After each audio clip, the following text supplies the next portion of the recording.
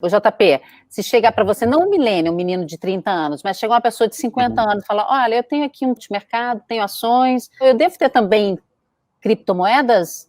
Para essa pessoa, você recomenda que sim? Todo mundo, acho que sim. Existem diversos motivos, tá? Um primeiro é um motivo estatístico, matemático, de gestão de portfólio, tá? Da mesma forma que eu acredito que, enfim, isso é provado matematicamente, não é opinião, tá? Por mais conservador que seja o investidor, se ele tiver um pouquinho de investimento em bolsa, 99% em renda fixa, título público, se ele for super conservador, e tiver um pouquinho ali, 1%, meio por cento em bolsa, a teoria de gestão de portfólios moderna assegura para ele que, olha, só pelo fato de ele estar diversificando, ele vai ter um risco menor e um retorno esperado maior para aquele portfólio, tá? Então, diversificar um pouquinho é importante, independente do perfil do investidor.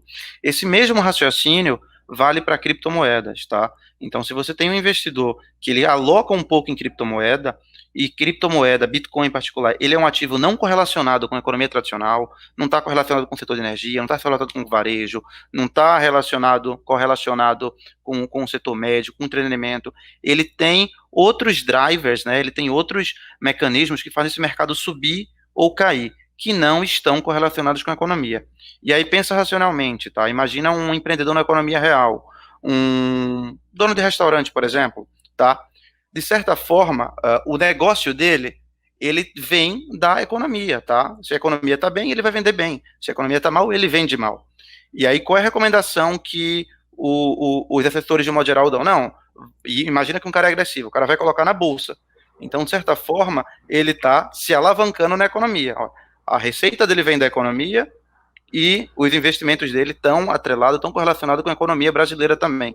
Quando acontece uma crise como essa, ele perde todo lado, tá? Então, por esse sentido, independente de entrar em fundamentos do Bitcoin, que a gente pode entrar num segundo momento, mas apenas por esse racional, já faz sentido ele ter um pouco de exposição a Bitcoin. Por quê? Porque é um ativo que vai se comportar de forma diferente de como a economia se comporta. Então, num cenário como esse de crise, e de outras crises que vão vir, com certeza, eventualmente, quando ele perde no negócio dele, os investimentos dele estão com outra correlação, tá? Quando a gente olha para Bitcoin, existem diversas teses que podem justificar o investimento por si só, independente de correlação ou desrelação. A tese mais comum delas é imaginar que Bitcoin ele pode ser um ouro digital, tá? Uma espécie de novo ouro digital, um ativo que ele é escasso por natureza. Então, quando o Bitcoin foi criado-se essa tecnologia nova, o famoso blockchain, e essa tecnologia permite que, pela primeira vez na história, a gente tenha um bem digital escasso, tá? Antes era impossível eu produzir escassez no ambiente digital, e a tecnologia do Bitcoin tornou isso possível. Então, olha, eu tenho um ativo novo, que ele só existe no ambiente digital, e ele não pode ser duplicado, falsificado, copiado, fraudado, tá? Isso é uma novidade em tecnologia que surgiu em 2009, quando o Bitcoin foi criado. Então, assim, é impossível ser fraudado. Além disso, o Bitcoin tem outras características que ele se assemelha com ouro físico. Em particular, o que a gente chama no jargão técnico, o Bitcoin ele é um ativo autossoberano. O que é que significa que ele é um ativo autossoberano? Que quando o Bitcoin está com você, ele está com você, ninguém pode tomar, tá? E no mercado financeiro todo, no mercado financeiro tradicional, todos os ativos têm um custodiante. Eu preciso de uma corretora, eu preciso de uma bolsa. O dinheiro que eu tenho, ele não é meu, ele está no banco, ele está num terceiro, tá? Que é a natureza que como o mercado funciona. E o Bitcoin, ele traz um novo mecanismo de funcionamento, tá? Que é totalmente diferente do que já existia antes. Isso faz com que ele tenha características muito parecidas com o ouro. E aí associado com o fato de que os Bitcoins são escassos, tá? Eles são limitados a apenas 21 milhões de unidades. É impossível existirem mais Bitcoins do que essa quantidade. O Marcos diz o seguinte, vou passar essa para você, tá, JP? De um modo geral, quando você acredita que a volatilidade dos valores serão atenuados nas criptomoedas, ou se é exatamente isso que o grande charme e graça desse investimento? É difícil imaginar que volatilidade nesse mercado ele vai cair, tá? Pelo menos nos próximos 2, 3 anos. Eu não vejo isso acontecendo. A liquidez do mercado, os volumes negociados precisam ser muito maiores para essa volatilidade ser reduzida. Então, uma volatilidade ali de 20% por mês no Bitcoin, ela é totalmente esperada, tá? Então, cenários como que já aconteceram no passado, de Bitcoin cair ou subir 40% num dia com um evento específico, precisa estar ali dentro da sua expectativa média, tá? Tem um grande speaker global de Bitcoin que ele fala que, olha, a volatilidade, chama Andreas Antonopoulos, ele é brilhante, ele recomendo pesquisarem, mas ele fala que Bitcoin, volatilidade no Bitcoin não é característica, tá? Desculpa, não é defeito, é característica, né? It's not a bug, it's a feature. E por que isso? Porque ele é um ativo que ele ainda está se provando. Então, o fator especulativo do Bitcoin ele é maior do que outros ativos estão provados, e isso traz muita volatilidade. Mas, assim, é provável que a volatilidade do Bitcoin seja parecida com as empresas de internet em 97, 98, entendeu? Essa analogia é super válida. Olha, o que era a internet? Era uma tecnologia que, em teoria, ia mudar o mundo, tá? Por acaso mudou, por acaso o mundo hoje está funcionando hoje na base da internet. Mas em 97, em 96, internet era risco, risco, risco. Como investimento.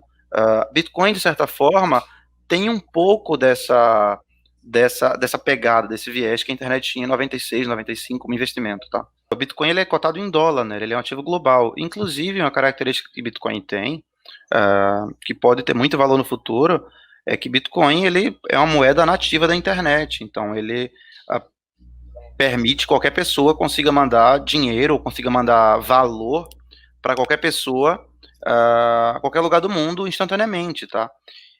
Com custos muito baixos. E o fato dela ser global faz com que o preço do Bitcoin seja cotado em dólar, tá? Ele é negociado em dólar. E isso fez com que quem tivesse Bitcoin aqui no Brasil ter tido uma valorização significativa. Quase que o Bitcoin atingia máximas históricas no Brasil por causa da alta do dólar, tá? Enquanto ele estava bem longe de atingir máxima histórica em dólar, em real, ele chegou, acho que a uns 20%, talvez, de ter máxima histórica do que a gente chamou lá daquela bolha que houve em dezembro de 2017. Então, acho que o Bitcoin chegou aqui a beirar os 60 mil reais, 59, 58, enquanto a máxima histórica foi 69 mil, né? Então, o fato dele ter sido cotado em dólar quase possibilitou isso. E a pergunta do Joaquim é: oi, boa tarde, uma pessoa que não tem nada de Bit, como é que é o passo a passo para ter?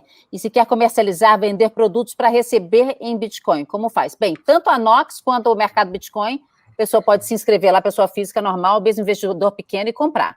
Não é isso, JP? O Bitcoin é cada vez mais próximo, né, de um ativo do que um meio de pagamento local para você receber ali um cafezinho, receber uma venda e tal. Então a gente sabe que a adoção disso é muito baixa. Inclusive os próprios usuários de Bitcoin não gostam de usar o Bitcoin para pagar coisa, né? Porque, assim, meu Bitcoin, eu tenho Bitcoin porque ele vai valorizar, porque eu vou vender. Exceto em situações muito específicas, né? Às vezes eu tenho um serviço online que é muito mais prático para mim pagar com Bitcoin do que botar no meu cartão de crédito num site internacional, pagar IOF, pagar um monte de coisa lá, pagar o dólar do banco que tem um ágio. Então, exceto cenários muito específicos, eu evito pagar em Bitcoin. Eu tive uma história interessante, que eu estava em Hong Kong, e eu precisava de dinheiro local lá, e aí eu procurei na internet, achei um caixa eletrônico de Bitcoin, e aí fui nesse caixa eletrônico, depositei Bitcoin, e ele me deu na hora Hong Kong dólares lá, tá? Então, assim, em casos específicos, o Bitcoin pode ser muito útil, mas o caso médio, ele não é tão útil. Ainda assim, tem entusiastas, né? Tem pessoas que gostam, que se empolgam com a tecnologia, que tem interesse. Beleza, eu quero que minha loja aceite Bitcoin com pagamento. Enfim, existem plataformas específicas de pagamento. Tem uma internacional muito famosa chamada BitPay, que ele recebe todo o pagamento. Ele pode falar: olha, o meu produto custa tantos reais. O site calcula de forma automática e diz: olha, para ser tantos reais que custa esse produto, você vai receber X bitcoins. Então a pessoa recebe Bitcoin, vem na Nox, na MB, liquida e transforma aquilo em dinheiro, ou segura os bitcoins também, se quiser, aí vai da gestão de risco e do interesse de cada um. Tá? Mas uma excelente plataforma para ajudar ele com isso chama-se BitPay.